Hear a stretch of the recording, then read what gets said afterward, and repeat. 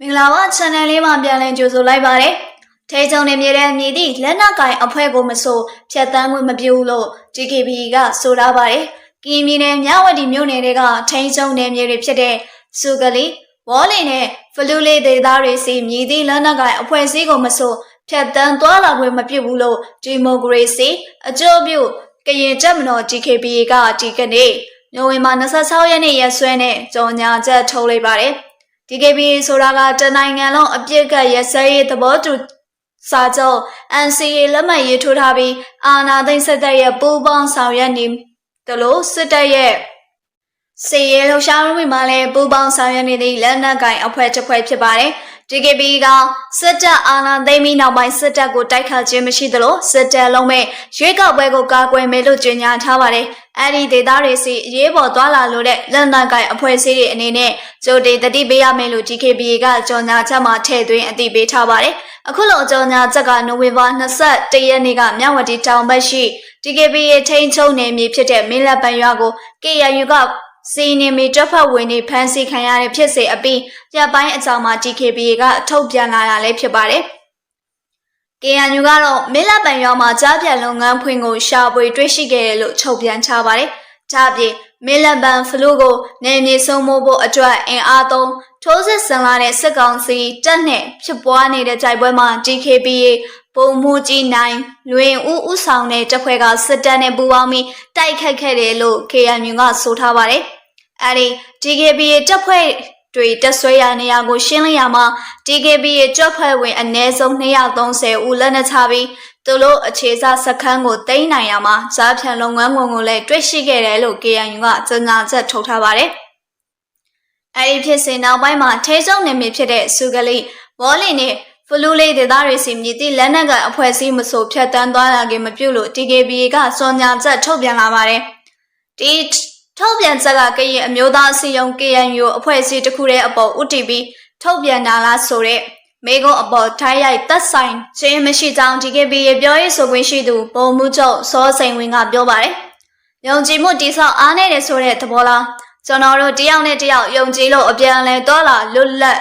တွာလာကြတဲ့အပေါ်မှာအခွင့်ကောင်းယူကြတဲ့အခြေအနေမျိုးတွေမဖြစ်လာအောင်ကျွန်တော်တို့ကိုယ့်ကိုယ်ကိုကာကွယ်ရဆိုတဲ့သဘောပါ။ကြိုတင်ပြင်ဆင်တဲ့သဘောအကယ်လို့ကိစ္စတစုံတရာအေးကြီးတွာလာတာရှိရင်ကြိုတင်ချိတ်ဆက်ညှိနှိုင်းပြီးမှတွာကြစို့အဲ့ဒီသဘောလောက်ပါပဲလို့ DKB ပုံမှုချုပ်စောစိန်ဝင်းကပြောပါတယ်။ DKB ကထုတ်ပြန်ချတဲ့စုကလေးဝေါ်လီနဲ့ဖလူဒေသနေမြေတွေအတွင်းမှာကရင်အမျိုးသားအစည်းအရုံး KNU အဖွဲ့နဲ့ကရင်နယ်စား6တပ် PGF ကော်တူလေးအာမီ KDLA နဲ့စစ်ကောင်စီတပ်လို့3လလှရှားနေကြပြီးဒီထုတ်ပြန်ကြအောင်စစ်ရေးစစ်ရာနဲ့ထိုင်းရိုက်မသက်ဆိုင်ကြောင်းပုံမှုချုပ်စောစိန်ဝင်းကပြောပါတယ်။အဲ့လိုခြားရောက်ပြောလို့မရဘူးကျွန်တော်တို့ဒီဒေသမှာလည်း KNU လည်းရှိတယ် VJR လည်းရှိတယ် KDLA လည်းရှိတယ်တပ်မတော်လည်းရှိတယ်အပြန်လည်သွားလာနေကြတဲ့နေရာမှာအခြေဆက်ရှိသွားလာကြဖို့အဓိကဆိုလိုတဲ့သဘောပဲစည်ရင်းနဲ့ထိုင်းရိုက်တော့မဆိုင်ပါဘူးအဓိကတော့ကျွန်တော်တို့ကိုယ့်ကိုယ်ကိုကာကွယ်ဖို့သဘောလောက်ပါပဲလို့သူကဆိုထားပါတယ်DKB ကထုတ်ပြန်ထားတဲ့စုကလေးမျိုးကို KNU ကပြီးခဲ့တဲ့2024ခုနှစ်မတ်လပိုင်းကစစ်တပ်စီကတိုက်ခိုက်သိမ်းယူထားတာပါ။ဒါပြင်လက်ရှိဝေါ်လီမျိုးနာကဝေါ်လီဖြူကောင်ကိုလည်း KNU ကပူးပေါင်းတက်ကဆက်လက်ဝန်းရံပိတ်ဆို့ထားခဲ့ပါတယ်။ DKB ထုတ်ပြန်ချက်ထဲမှာစုကလေးနေရာပါဝင်နေခြင်းကြောင့်စုကလေးနေသားနိုင်နေထိုင်တဲ့ဗီဒီယိုတချို့ကဒီလိုမျိုးမှတ်ချက်ပြုထားပါတယ်။ DKB မွန်ဂလီဖယားကိုမဖူးချင်တော့ဘူးလားအရင်တော့ကငရုတ်သိဆိုင်နေပြီးအခုမှသူများနယ်မြေကိုလာလူချင်တယ်အပိုင်လုပ်ချင်တယ်လို့သတ်မှတ်ချက်တွေပြောသဘောချတွေစာတိတရှိနေရပါတယ်။ချို့ပြင် KNU ကတိုက်ခိုက်သိမ်းပိုင်ဆင်းနှင်းထားသောမင်းလက်ပံကျွေးရရှိ DKB ရဲ့တပ်ဖွဲ့ပိုင်းကြားဖြန်လိမ့်လေသောချောင်းဝန်းကိုအကြမ်းဖက်စစ်တပ်ကအသေးခံဒရုန်းများဖြစ်၎င်းတိုက်လေရင်ဖြစ်၎င်းဘုံကျဲတိုက်ခိုက်မှုမှာလုံဆောင်နေကြောင်းသိရှိရပါတယ်။စစ်တပ်၏လေကြောင်းတိုက်ခိုက်မှုကြောင့်နေပြင်တွင်ထိခိုက်မှုမရှိတော့လဲမင်းလက်ပံကျွေးရပါဝင်ခြင်းအုံတော်ချမ်းပိုင်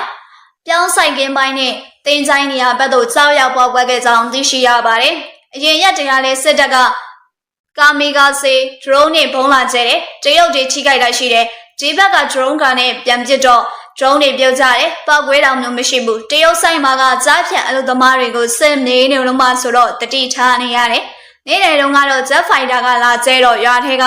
အုံးပင်တော့ဘက်ကြပေါက်ကွဲတယ် အိမ်တွေခြံနေထိတယ်တရုတ်ဆိုင်ဘက်တော့မထိဘူးရွာပြင်မှာကစစ်တပ်စစ်ကြောင်းနဲ့တိုက်ပွဲကဖြစ်နေတော့ဟုကရင်စစ်ရေးတရေရင်းမြစ်ကရှင်းပြထားပါတယ်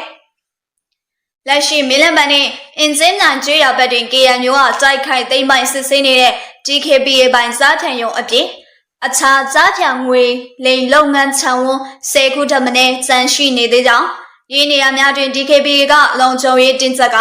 ငွေလိမ်လုပ်ငန်းဆောင်ရွက်လုပ်ကိုင်နေကြောင်းသိရှိရပါတယ်။အင်ဂျင်များစွန်တော်မင်းလက်ပံစီဆိုင်နေရာမှာက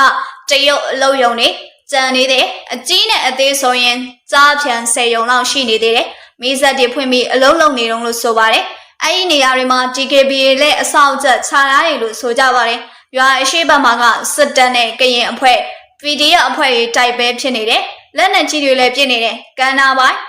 ရွာရဲပိုင်းကတော့ကြီးထိလိုက်အလုံးကြီးထိလိုက်အိမ်နေဆိုင်နေပြက်ကုန်တဲ့လုံးကရင်စိတ်ရေးတရေအင်းမြစ်ကရှင်းပြထားပါတယ်။လက်တလော DKB ကစင်ရေးတင်မာတဲ့ဖလူဝေါ်လင်နဲ့စုကလေးအထိမြေတီလက်နက်ကအဖွဲ့ကမှနေမြေဖြတ်တန်းသွားလာခွင့်မပြုတော့မီအကြောင်းအရေးပေါ်ကိစ္စသွားလာရင်ရှိပါကကြိုတဲ့အကြောင်းကြားသတင်းပို့ညှိနှိုင်းပြီးမှဖြတ်တန်းသွားလာခွင့်ပြုမြင်ဖြစ်ကြောင်းကို DKB ကသတင်းထုတ်ပြန်ထားပါတယ်။စိတ်ဝင်စားစရာသတင်းများကိုနားထောင်ခြင်းနဲ့ဆိုရင်ဖြင့်ဒီ channel လေးကို like and subscribe လုပ်ထားကြဖို့မမေ့နဲ့ဦးနော်။